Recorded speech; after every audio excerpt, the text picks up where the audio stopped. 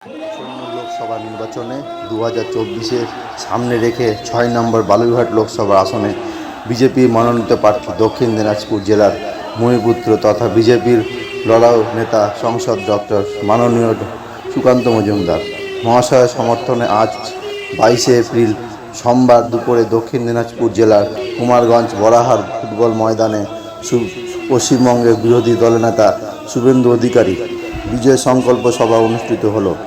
আজকে বিরোধী দলনেতা শুভেন্দু অধিকারীর বিজয় সংকল্প সভায় লক্ষাধিক মানুষের সমাগম হয়। আমি শুধু আপনাদের কাছে আবেদন জানাবো আমাকে ভোট দেওয়ার জন্য, কারণ মূল বক্তব্য আজকে আমাদের বিরোধী দলনেতা শুভেন্দু অধিকারী রাখবেন।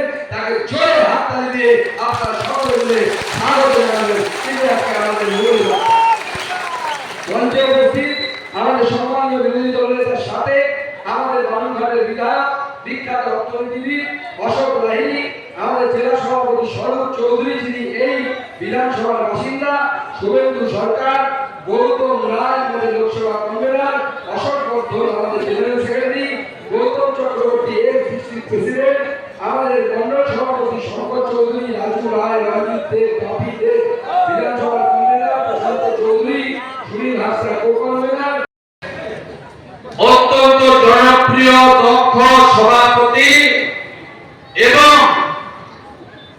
ভারতবর্ষের একজন অন্যতম সাংসদ রত্ন। তিনি আবার দ্বিতীয়বারের জন্য তাকে নরেন্দ্র মোদীজি মনোনীত করেছেন।